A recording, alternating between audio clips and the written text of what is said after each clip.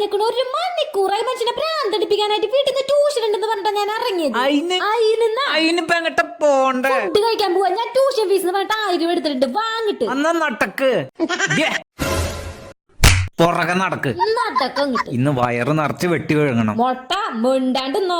എന്ത് തമാശ കാണിക്കണേ? 10 മണി നേരത്താണോ വിളിച്ചു വരുത്തണേ? ഈ സമയത്തൊക്കെ ഞാൻ കിടന്ന് ഉറങ്ങായിരിക്കില്ലേ? നീ ജീവിതകാലം മുഴുവൻ ഇങ്ങനെ കിട്ടുന്ന ഉറങ്ങിക്കോ മൊട്ട. നീ കാര്യം പറ സൊട്ടെ. എടാ +2 കഴിയുമ്പോഴേക്ക് എനിക്ക് കല്യാണം കഴിക്കണം. എനിക്ക് ഇനി കാത്തു നിൽക്കാനൊന്നും പറ്റില്ല. അല്ലെങ്കിൽ എന്റെ വീട്ടുകാരെ എന്നെ വല്ല നല്ല കോളേജിൽ കൊണ്ടുപോയി ചേർത്തി കഴിഞ്ഞാൽ പിന്നെ 4 കൊല്ലം എനിക്ക് പഠിക്കേണ്ടി വരും.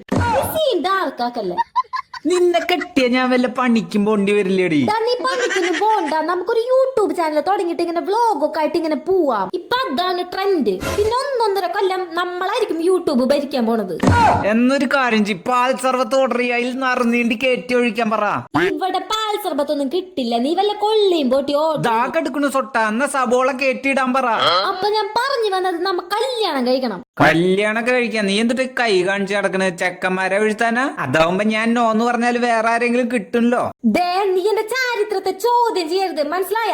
എന്റെ കോളനിയിൽ ഒരുത്തനെ എന്റെ പേര് അവന്റെ നെഞ്ചത്ത് ടാറ്റു കുത്തിട്ട് നടക്കണത്. അവ എനിക്ക് വേണ്ടി മരിക്കും. നിനക്ക് വേണ്ടി മരിക്കുംല്ലേ? എന്നാ നീ അവന്റെ ഒപ്പം പൊക്കോടി. ബേബി, ഞാനും എന്റെ യൂട്യൂബ് ചാനൽ ഇല്ലെങ്കിൽ ബേബി ജീവിതകാലം മുഴുവൻ പണിയെടുത്ത് ജീവിക്കേണ്ടി വരും. Cool sit sit cool cool.